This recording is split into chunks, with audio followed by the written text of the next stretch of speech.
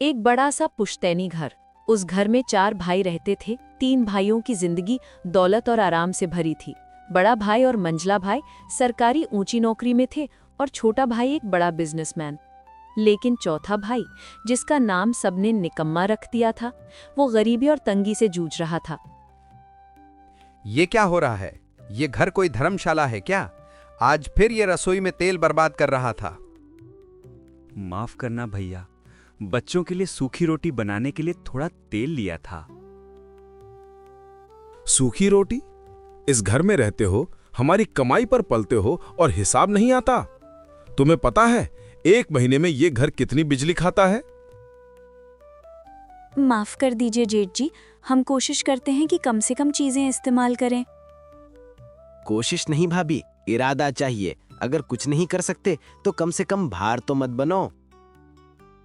चौथे भाई की तीनों भाभियां भी उसके और उसके बच्चों के खाने पीने पर हर पल हिसाब रखती थीं। देखा बड़ी भाभी, मैंने कहा था ना, आज इस निकम्मे ने फिर से दाल में 2 चम्मच ज्यादा नमक डाल दिया जानबूझकर, ताकि हमें खाने में मजा ना आए। तुम लोग तो इस घर में दीमक की तरह हो, सब कुछ बर्बाद कर रहे हो। कम से कम अपने बच्चों को तो कहो कि रात को पानी की टंकी से जोर से ना खेलें। भाभी, बच्चों को क्यों बीच में लाती हो? वो सिर्फ खेल रहे थे। नहीं, वो खेल नहीं रहे थे। वो तुम्हारी गरीबी और फकीरी को इस आलीशान घर पर थोप रहे थे। चौथा भाई और उसकी पत्नी इस अपमान को रोज सहते थे, लेकिन उनका सबसे बड़ा दुख उनके बच्चों की मासूम आंखें थीं, जिनमें भूख और डर साफ दिखता था। अब और नहीं सहा जाता जी, हमारे बच्चों को देखकर मेरा कलेजा फटता है। वो आज 3 दिन से पेट भरकर खाना नहीं खाए हैं। मुझे माफ कर दो सलमा, मैं नाकाम हूँ। मैं अपनी औलाद को भी ढंग से पाल नहीं पा रहा हूँ। आप नाकाम नहीं हैं जी, ये लोग इंसान नहीं हैं। ये घर अब हमारे लिए जेल बन गया है। तीनों भाई और उनकी पत्नियां अब मिलकर एक क्रूर चाल चलने लगे थे, ताकि चौथे भाई को घर से निकाला जा सके। ये निकम्मा अब हमारे सिर का बोझ बन गया है। इसे निकालने का कोई रास्ता ढूंढो। एक तरीका है, हम इसे एक बड़ा इल्जाम लगाएंगे। अगले दिन सुबह एक और गहरा दुख उस घर पर छा गया। चोर! चोर! मेरे ब्रीफ केस से 50,000 रुपए गायब हैं। किसकी हिम्मत हुई हमारे घर में चोरी करने की? सभी ने मिलकर चौथे भाई पर इल्जाम लगा दिया। तुमने चोरी की है। तुम ही हो जिसने हमारी दौलत पर आंख डाली है। नहीं भैया, मैं कसम खाता हूँ, मैंने कोई चोरी नहीं की। ये देखो, तुम्हारे कमरे की तलाशी ली गई थी और ये टूटा हुआ ताला वहां मिला। सबूत तुम्हारे सामने हैं। चौथे भाई को पता था कि ये एक साजिश थी। उसका दिल पीड़ा से फट रहा था कि उसके सगे भाई, जो उसके अपने थे, वे उस पर चोरी का इल्जाम लगा रहे थे। ये झूठ है। आप लोग मुझे घर से निकालना चाहते हैं। हाँ, हम तुम्हें घर से निकाल रहे हैं। तुम इस घर के सच्चे वारिस नहीं हो। तीनों भाइयों ने मिलकर चौथे भाई को जबरदस्ती घर से बाहर धकेल दिया। उसकी पत्नी और बच्चे रोते हुए उसके पीछे पीछे भागे। आप लोग इंसान नहीं हैं, एक दिन आपको अपने कर्मों का फल मिलेगा। जाओ और हमें अपनी गरीबी की सूरत मत दिखाना। रात के अंधेरे में चौथा भाई, उसकी पत्नी और 2 छोटे बच्चे सड़क पर अकेले खड़े थे। उनके पास न पैसा था, न छत। मुझे माफ कर दो मेरे बच्चों, मैं तुम्हारी रक्षा नहीं कर पाया। रोइए मत जी, आज हमारे पास कुछ नहीं है, पर सच्चाई हमारे साथ है। हम उनसे दूर आ गए, यही हमारी जीत है। वे रात एक टूटे हुए पुल के नीचे बिताते हैं। भूख और ठंड से बच्चों का बुरा हाल था। मुझे कुछ करना होगा, मैं इन्हें ऐसे मरते हुए नहीं देख सकता। अगले दिन सुबह चौथा भाई अपनी पत्नी और बच्चों को एक पुरानी मंदिर की सीढ़ियों पर बिठाकर शहर की ओर काम की तलाश में निकल पड़ता है। वो एक गैरेज में काम ढूंढता है, जहां पहले वो थोड़ी बहुत दिहाड़ी कर लेता था। देखो भाई, काम तो नहीं है, धंधा मंदा है। माफ करना भाई, पर हाँ, तुम्हारे हाथ का खाना बहुत जायकेदार होता था। क्यों नहीं तुम कुछ खाने पीने का काम शुरू करते? इस बात में चौथे भाई के दिमाग में एक चिंदैरी जलाई। उसे याद आया कि उसकी माँ उसे बचपन में 10 रुपए की बिरयानी बनाने का नुस्खा सिखाती थी, जो उनके घर में बहुत मशहूर था। 10 रुपए की बिरयानी, ये तो हर गरीब आदमी खा सकता है। अंत अपनी पत्नी के पास लौटता है। सलमा, हमें अपनी माँ का बिरयानी का नुस्खा याद है। बिरयानी? पर हमारे पास सामान कहाँ है? हम एक बड़ा बलिदान देंगे। तुम अपना मंगलसूत्र बेच दो सलमा, हम उससे बिरयानी का सामान खरीदेंगे। ये लो, ये आपके संघर्ष से ज्यादा कीमती नहीं है। चौथा भाई अपनी पत्नी के मंगलसूत्र के पैसों से एक छोटा सा एल्युमिनियम का बर्तन, थोड़ा चावल और चिकन खरीदता है। वो रात भर जागकर अपने माँ के नुस्खे के अनुसार गहरी भावना और दुख के साथ बिरयानी बनाता है। माँ, अगर आज मैं कामयाब हुआ तो वो सिर्फ तुम्हारे इस प्यार भरे नुस्खे की वजह से होगा। अगले दिन सुबह वो एक सुनसान नुक्कड़ पर जमीन पर बैठकर अपनी 10 रुपए की चिकन बिरयानी बेचना शुरू करता है। 10 रुपए की गर्मा गर्म चिकन बिरयानी। पहले तो कोई ग्राहक नहीं आता, वो उदास हो जाता है। तभी एक भूखा मजदूर उसके पास आता है। क्या बिरयानी है, सिर्फ 10 रुपए में? मजदूर बिरयानी खाकर उसकी तारीफ करना नहीं थकता। कमाल है, इतना स्वाद, ये तो किसी बड़े होटल से ज्यादा अच्छी है। देखते ही देखते उसके पास मजदूरों और गरीबों की भीड़ लग जाती है। उसकी 10 रुपए की बिरयानी की खुशबू और ईमानदारी उसे पहली सफलता दिलाती है। शाम तक उसकी सारी बिरयानी बिक जाती है। बच्चों, आज तुम पेट भरकर खाना खाओगे। गरीबी का अंधेरा अभी भी छाया हुआ था, पर 10 रुपए की बिरयानी ने उन्हें एक आशा की किरण दी थी। चौथे भाई को पता था कि ये लड़ाई अभी बहुत लंबी है और उसे अपने सच्चे आत्मसम्मान को वापस पाना था। मैं अब भीख नहीं लूंगा, मैं इसी बिरयानी से अपना नाम बनाऊंगा। पर ये ठेला, ये तो बहुत छोटा है। उसके दिमाग में एक जबरदस्त आइडिया आता है। उसे पता था कि शहर की सबसे बड़ी भीड़ हमेशा चलती रहती है, ठेले से काम नहीं चलेगा। सलमा, हमें अपनी बिरयानी को सड़क पर दौड़ते हुए बेचना होगा। हमें ऑटो रिक्शा चाहिए। Auto rickshaw? पर हम कहाँ से लाएंगे जी? चौथा भाई जानता था कि ये मुश्किल था, पर उसने अपने संघर्ष को एक बड़ा रूप देने का निश्चय कर लिया था।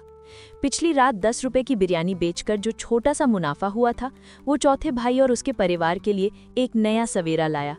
पर वो जानता था कि सड़क पर बैठकर कारोबार नहीं चल सकता, उसे ऑटो रिक्शा चाहिए था। सलमा, हमें एक पुरानी ऑटो रिक्शा चाहिए। मैं अपनी बिरयानी को शहर के कोने कोने तक पहुंचाऊंगा। सड़क पर बैठने से बड़े भाई और उनके गुंडों का डर हमेशा रहेगा। Auto rickshaw?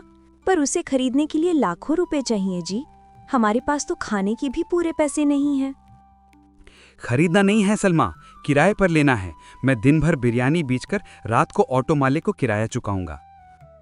चौथे भाई ने अपनी सारी हिम्मत जुटाई। वो शहर के ऑटो स्टैंड पर जाता है और एक अनुभवी लेकिन परेशान ऑटो मालिक से मिलता है। मालिक, मुझे ही आपका ये पुराना ऑटो चाहिए। किराए पर? भाई, मेरा ऑटो रोज 300 रुपए कमा कर देता है, तुम्हें मैं क्यों दूं? मालिक, मुझे सिर्फ 200 रुपए किराया लीजिए, पर एक शर्त है, मैं दिन भर इस ऑटो पर चिकन बिरयानी बेचूंगा। बिरयानी?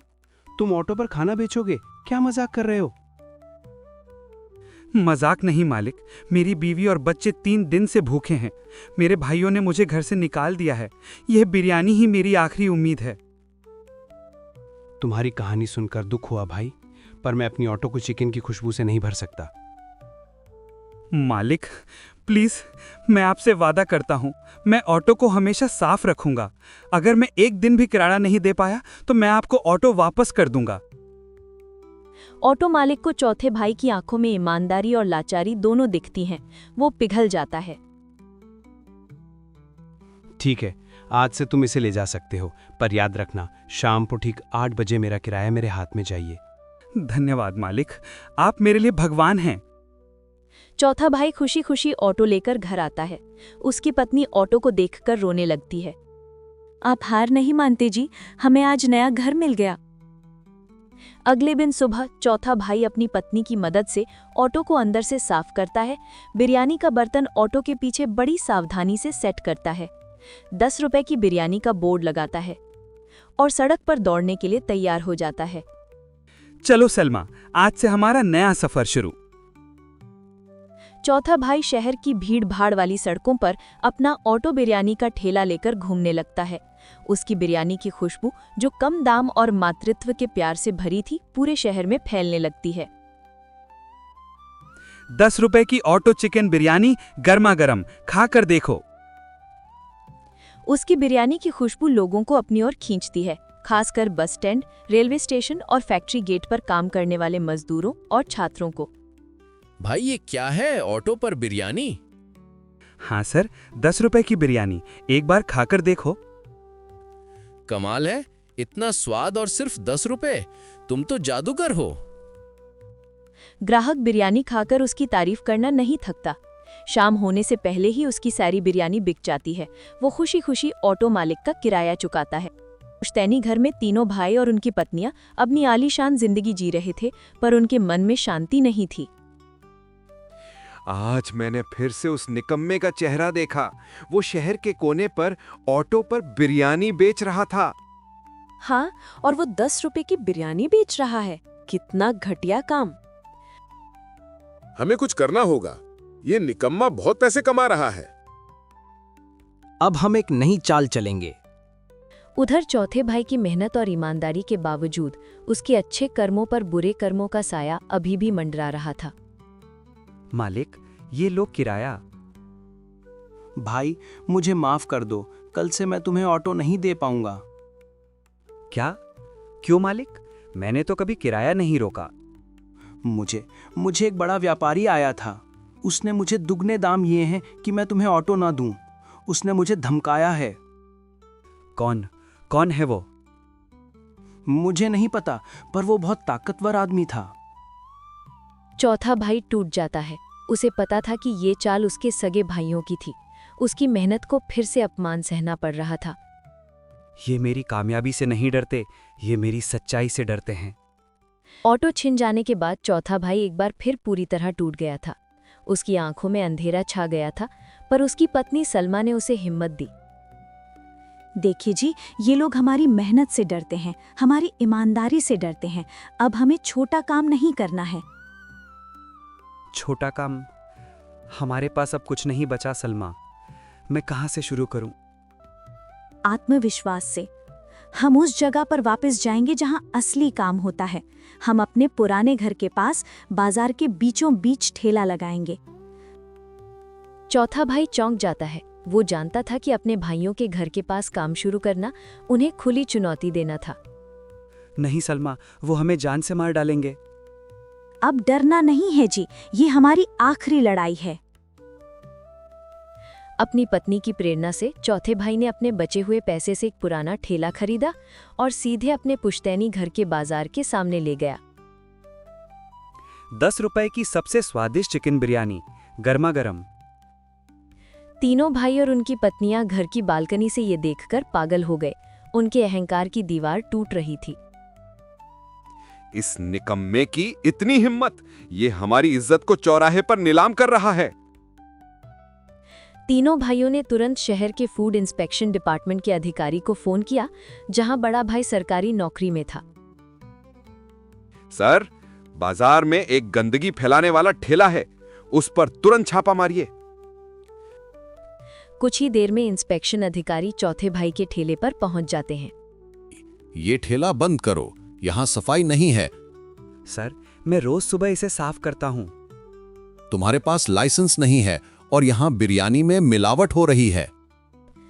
अचानक से इंस्पेक्शन अधिकारी ने जानबूझकर बिरयानी को उलटने की कोशिश की। तभी वहां शहर के सभी ऑटो वाले और मजदूर, जो चौथे भाई की ईमानदारी से बिरयानी खाते थे, भीड़ लगाकर जमा हो गए। रुक जाओ, ये आदमी कभी मिलावट नहीं करता। इसके बिरयानी माँ के प्यार जैसी है। हाँ, और ये सबसे ईमानदार आदमी है। चौथे भाई का पुराना ऑटो मालिक भी वहां पहुंचता है। सर, इस आदमी के पीछे बड़े व्यापारियों का हाथ है। ये सब जलन में हो रहा है। चौथा भाई हिम्मत करके अधिकारी से बात करता है। सर, मैं कसम खाता हूँ मेरी बिरयानी में कोई मिलावट नहीं है। मेरी बिरयानी मेरे आत्मसम्मान की निशानी है। अधिकारी भीड़ और चौथे भाई की ईमानदारी देखकर थोड़ा नरम पड़ जाते हैं। वो फोन पर अपने उच्च अधिकारी से बात करते हैं। उच्च अधिकारी, जो बड़े भाई की सरकारी नौकरी से खुश नहीं थे, इस मामले को तुरंत रफा दफा करने का आदेश देते हैं। ठीक है, हम तुम्हें 1 हफ्ता देते हैं। तुम अपनी सफाई और लाइसेंस बनवाओ। तीनों भाई और उनकी पत्नियां, जो सब कुछ देख रही थी, गुस्से से आग बबूला हो जाते हैं। उनकी चाल फेल हो गई थी। ये निकम्मा, ये कैसे बच गया?